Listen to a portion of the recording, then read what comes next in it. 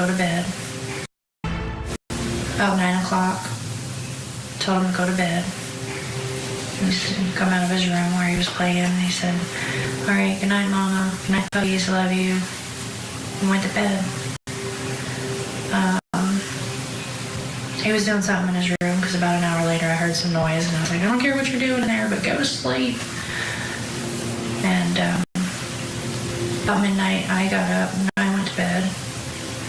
And 6 o'clock, I went to wake him up for school Monday morning, and that's when he wasn't here. So there's stepdad and mom's the one really talking, right? Describing what happened that day. That's on the Chronicles of Olivia. Really fascinating interview. I showed that clip, or a bigger piece of that clip, to Sebastian's dad, Seth, last night. And here's part of his reaction to that. I'm not here to sling mud, but why is she asking Chris to verify what she did on Sunday when Chris wasn't here on Sunday? Okay, so now let's play a longer piece of that clip so you can see the dynamic between Katie and Chris as Katie's talking about what happened that day. Let's watch. We went and picked up our niece. Yeah, I got a call and asked if I could go and pick her up, and I did. And so we went and did that, and we went to BJ's. Had a good time there. He ate a colossal popcorn. Came home to put groceries away because we bought snacks because, you know, he's 15, snacks. We went to the bowling alley, and then from there we went to dinner. Came home. He took out the trash because that's his chore. He takes the can to the end of the driveway. About 9 o'clock, told him to go to bed. He'd come out of his room where he was playing, and he said, "All right, good night, Mama. Good night, puppies. Love you." And went to bed. He was doing something in his room because about an hour later I heard some noise, and I was like, "I don't care what you're doing in there, but go to sleep." And about midnight I got up and I went to bed. And 6 o'clock I went to wake him up for school Monday morning, and that's when he wasn't here. Okay, our guest back with us, Lee, Dr. Carol Lieberman, Lauren Lucci. Lee, your thoughts, anything that you saw from mom, from stepdad? For sure, it's a lot of what I didn't see. So when you're watching this clip and you understand what's going on, I would expect to see, and I'm sure you all can agree, more emotion. You know, if this was your 15-year-old son who is now missing, I would expect to see more visible emotion, maybe even some shaking, an actual tear, and we're just not seeing that here. So that's only something to keep in mind. And something else I'm noticing is that the interaction between Chris and Katie, they don't make eye contact at all. I would, if this was your stepson and your son, they would maybe be a little more closer, physically supporting each other. But it's just like this kind of random, she looks over when he's talking, he's not looking at her, she's not looking at him. She does kind of glance over in his direction as almost to get approval for what she's saying. But there's really something that feels off here. But my biggest thing is the lack of emotion that is being shown. Dr. Carol Lieberman, what did you see? What did you notice? What's significant here? Well, there's a huge difference between this couple and Sebastian's father. I mean, his father is acting like someone generally acts when their son is missing, and they're very devastated by it. I think they looked like robots, first of all, you know, no feeling. But in particular, I think she looks like the typical woman who has been abused. You know, I've treated a number of women who have been abused, and it's like this, not only robot-like, you know, but her eyes down, deferred. You know, even when she looks at him, it's like kind of for approval, but it's more than that. It's like that she has been, she's afraid. There's some fear there, and I think that he has a lot of control over her. And when he was telling Sebastian's father, yes, you know, let's have Sebastian live with you, she would have felt betrayed. If she wants Sebastian living with her, she would have felt betrayed by Chris. And that would have led to a lot of tension in the household. Lauren, does the story itself make sense to you? Are there other things that you need to fill in what happened here? It's a lot of detail that is not necessary, and I can tell you that that happens when people are lying, like the size of that popcorn. Colossal. Colossal. It doesn't add any weight or any kind of anything to finding your son, and I need to know why these people are not searching, and I need to know why they've left town. Tiffany Lee, Dr. Carol Lieberman, Lauren Vellucci, we're out of time for tonight, but obviously this story continues as the search for Sebastian continues. Thank you all so much.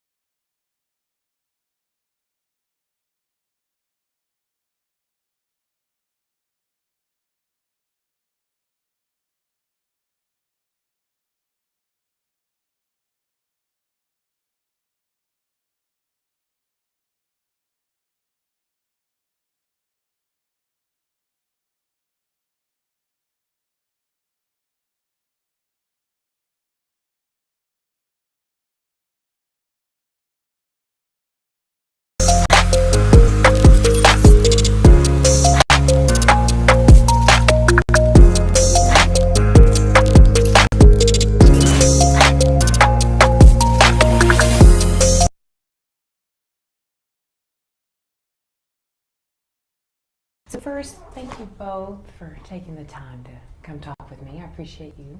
Thank you. So here we are, so it's an entire year after Sebastian's disappearance. There's no really strong lead, there's no sighting yet, so tell me what you're feeling now. Here we are 1 year later.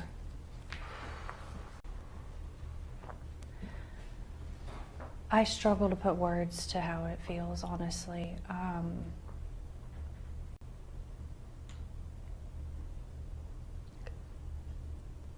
The amount of ups and downs, the amount of like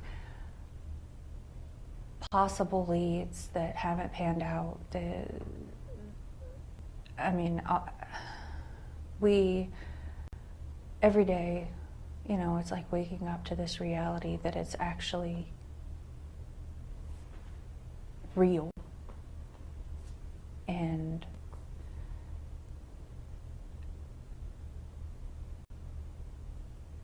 I mean, Sebastian should be home with us. I mean, he should be in school, he should be playing, he should be learning, he should be experiencing life. And until we can find him and until we can bring him home, we're going to keep doing everything we can to make sure that people don't forget about him. We're going to keep making sure that we spread awareness for him, and we're going to keep searching, and we're definitely going to keep praying. You've told me you do want to stay positive. I know you both want to stay positive. That's all part of it. So in your mind, do you see Sebastian coming back through your front door? Do you feel he's okay, he's alive, he's out there? I I dream about it every day. I dream that one day I'm gonna wake up and this is gonna be a nightmare. But yes, I believe that my son is out there somewhere. I believe that we are going to find him. We are going to bring him home, and we're gonna find a way to recover from this. And I'm gonna watch him grow into a young man, and live the life that he deserves to have. What would you say to him when he walked in that door? Oh God, I don't even know if I'd be able to speak. I'd probably bulldoze him down with hugs. Honestly, when I picture that, I just picture being able to hug him, to hold him, to smell him. I mean, just to be able to hear his voice, to hear his laugh, to see him just be with us and be okay is like I can't wait to see my son. I want to find him so bad.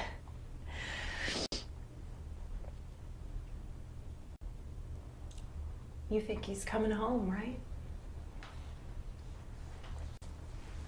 How would you describe what you all have experienced this last year with so many unanswered questions still? It's horrific, to be honest with you. I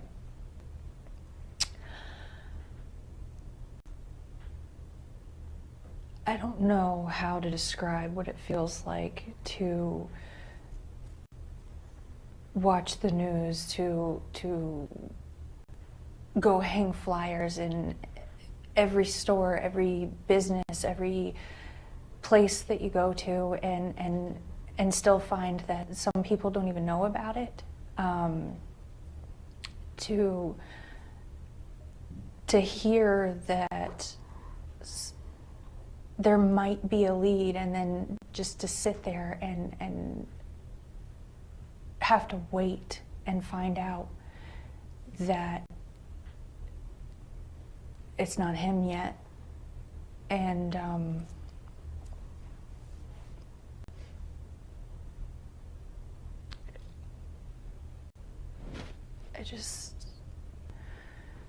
it's pure hell.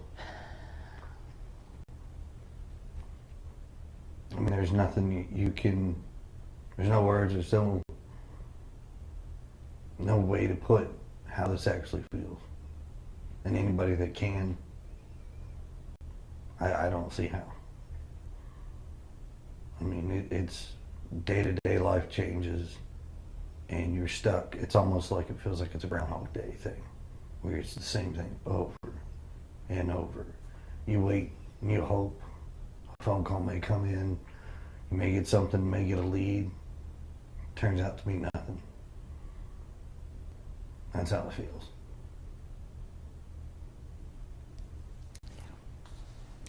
What is that message? I know we were talking earlier last week. Tell me what that message is that you want to make sure our viewers hear from you tonight.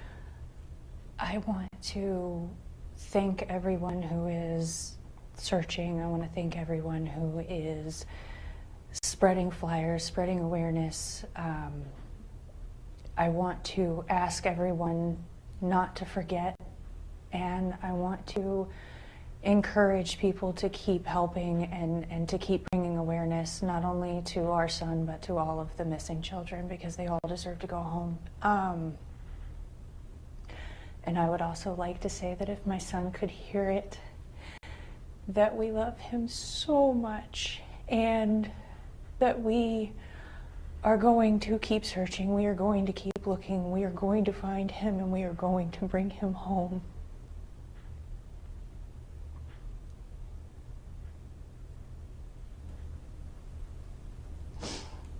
Describe your hope right now.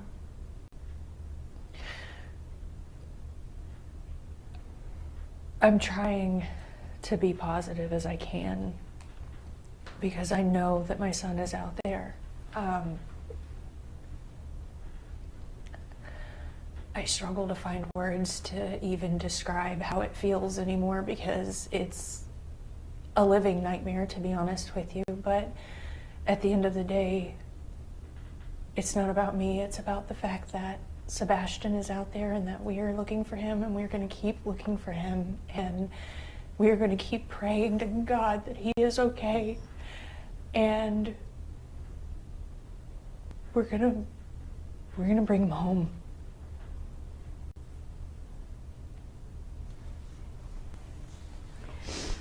This story, we know it's baffled our Hendersonville community. We know it's baffled the mid-state community. It's baffled much of the country as they hear about it. Is there anything that stands out to you that's the most baffling? Like you're just trying to understand? How we've gone this long and still haven't found him, honestly, is... I don't understand how we haven't found him yet. Why do you think Sebastian is still missing? That's tough to say. I mean, it was the largest manhunt in Tennessee history for a child. And absolutely zero evidence. There's nothing out there. Law enforcement's working due diligently. They are working hard over and over and over. You know, we appreciate everything they do. I mean, it is an active investigation, so I don't want to go into it. But it is mind-blowing at the same time that it's been a year, and the amount of people that still don't know about this, it's unnerving, basically. And I know you both want to try to get the word out as much as possible, and that's what this story, obviously that's what we're trying to do as well. There are many people who still do not know that you all have hired a private investigator. What can you tell me about the video that he recently has discovered and wants to share? I know this has been shared with authorities now. Yes. It has. This is involving the neighborhood that you live in. Mm-hmm. What can you tell me about that video? It's eye-opening to see that this is something that recently has surfaced, and it's been this long. It's just taken that long to find something. And what the video shows is kind of mind-boggling. We went from potentially not having a sighting to potentially having a sighting. And it kind of changes, like, wait a minute, now we may have something to actually work off of and move forward with and see where this goes. Exercise every avenue till its fullest. No It stone doesn't matter. unturned. No stone unturned. And Katie, you told me earlier you were determined to get to the bottom of this, to get to the bottom of that video. Yeah, absolutely. Anything that could possibly be something that could lead us to him. We're gonna keep looking. We're gonna keep digging and keep finding and confirm if it is or isn't, because, I mean, if it's possible, then it's got to be confirmed. How hopeful are you that this video truly has something that could lead to finding Sebastian? I pray that if there is anything even remotely in it that could help us find Sebastian, I pray that it is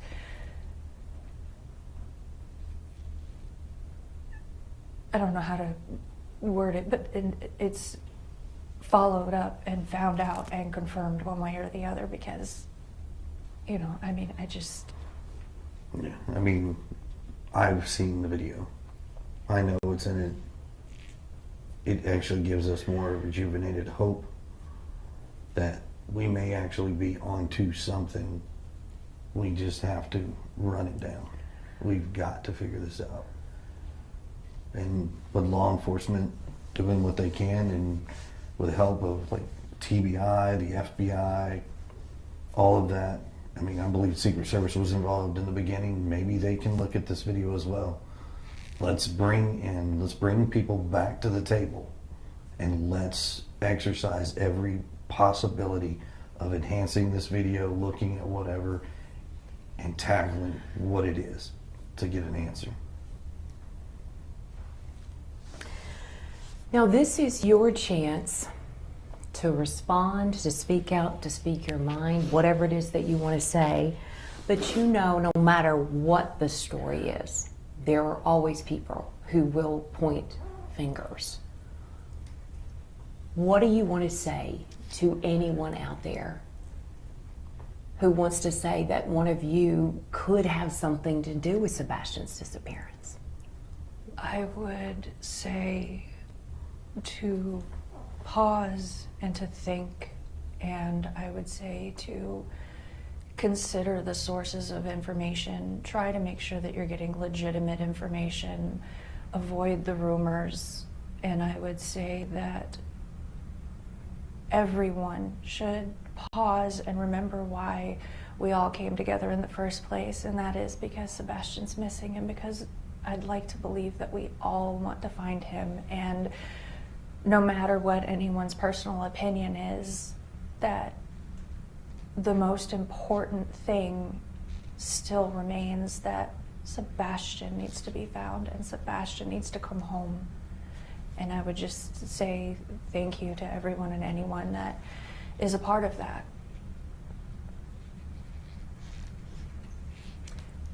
So let's say Sebastian is listening when this is running, and he hears you, he sees you. What do you want to say to him? I would say that I love you so very much, and that I hope that you're okay, and I would say that know that we all love you, and that there are so many people that care and so many people that are looking, and hang in there and know that we're going to find you, know that we're going to bring you home. I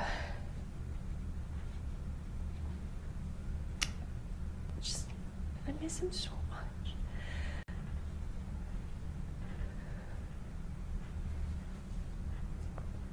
So at this point, it's keep searching. People keep looking. Keep searching, keep looking. We keep putting up new flyers. I know a lot of places, they take them down after so long. We just keep going back and putting more up. I refer to my original request, just anyone that's willing, don't let him become forgotten. Don't let him become lost in the next story. Not to supersede other children, because they all deserve just as much, if not more attention, because all children do. But I would say just please don't let him become forgotten and lost, because we're never gonna stop. We're never gonna let that happen if we can help it. With his autism, is there anything else that we should add that you want the public to know right now? I would say that he is high, but they would consider high functioning. He's not, he doesn't struggle with verbal communication, but he does, he does struggle sometimes with expressing himself, is I guess the best way that I could put that. But he's so smart, and he's so capable, and that I think the initial image of him that was portrayed was misleading to an extent. And I think that in the chaos of trying to get the initial information about him out, that various things got taken and misconstrued. So I would just tell everyone that he's smart, he's capable, he's funny, he's able to speak to you and to recognize things. You know, he's a teenager, and you know, so he's a young man, honestly. He just had a birthday, and I'm sure that his mustache is coming in more. I mean, he really is a good kid. What do you miss most about your son? Oh, God. I miss his smile. I miss his laugh. I miss going and doing fun things with him. I miss taking him to get a haircut and him saying, "Mom, feel my head." I miss cooking dinner with him. I miss game nights.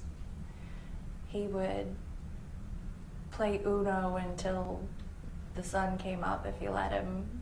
You know, he goes through phases of which games he's into, but, you know, I miss him. I miss everything about him, the good, the bad. I miss his attitude. I miss, you know, him trying to eat all the sweets instead of dinner. I miss him stealing my Brussels sprouts while I'm trying to cook them. Oh. I sense lots of joy that's being missed right now. Green tea. His jokes, the way he laughs when he tells a funny. He had, there's a video that I put out that he was being goofy, and he had this like half gallon of green tea that he had gotten from the grocery store, and he thought of this joke, and he ran in the kitchen and he grabbed a green cup and he was like, "Mom, green tea!" And it was just so funny, and I was just like, "Dude, hold on, you gotta do that again." And I grabbed my phone and I was like, "You gotta do it again." And he was like, "Green tea!" And he was just like, it's not in the video, but he was just rolling because he just thought it was the funniest thing ever. And He's got some quirky one-liners. oh God, he was getting he was getting to where he had some good ones. Sounds like a great sense of humor. It was definitely developing. He was coming into his sarcasm. You know, like one of the other videos I released, when it's hard to hear, but we were bowling, and because he has a lot of fun with it. He actually was getting a lot better without bumpers, but he like rolled a good roll, and he turns around and he's like, "You got wrecked, Mom." And I was just like, what is happening right now? But I mean, I miss that, you know. I miss being able to hang out with him, you know, because he's not little anymore, you know. Which we had a lot of fun when he was little, but when they get older, you know, you start being able to do different things with them, and you know, game nights are, God, they're a blast sometimes. We didn't have pool days this year. Yeah, pool days. That's big in the summer. He loves to go to the pool as much as possible. Swimming. Swims. Oh God, he loves to swim. He's I don't know if I put that picture out or not, but there's one that I took of him. He has on this like giant, I think it was a flamingo, and he was just like just being a cool guy. Being a fun kid. For our viewers, before we end this, I guess your message for them is just keep hope alive. Yes.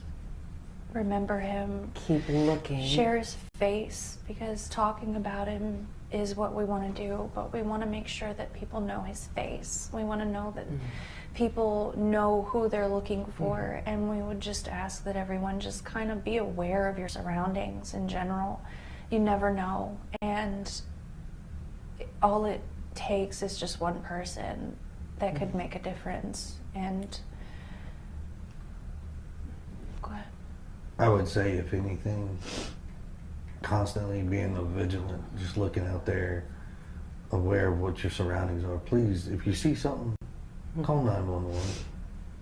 Call a TBI. I know there's a lot of other things out there, but We would encourage. it needs to be segregated. Like, just a single point of right back to law enforcement. That's where it needs to go. Anybody that sees anything, just report it. Please. Do you feel that there's someone out there right now that knows something? They're just not saying it? It's hard to say until we can run down this video and figure out what we're seeing. I don't want to speculate. I don't want to, because it's an active investigation. I don't want to add any more Rumors. chaos that's already out there. We just want to keep this to the core, Sebastian. Keeping hope alive. Yes. The Keeping search hope goes alive. on. We are hopeful and we are praying for you. Thank you. We appreciate your time. Thank you for talking with me. Thank you. Thank you. Which is to viewers. My message would be, first and foremost, thank you. Thank you for helping spread his flyer, his story.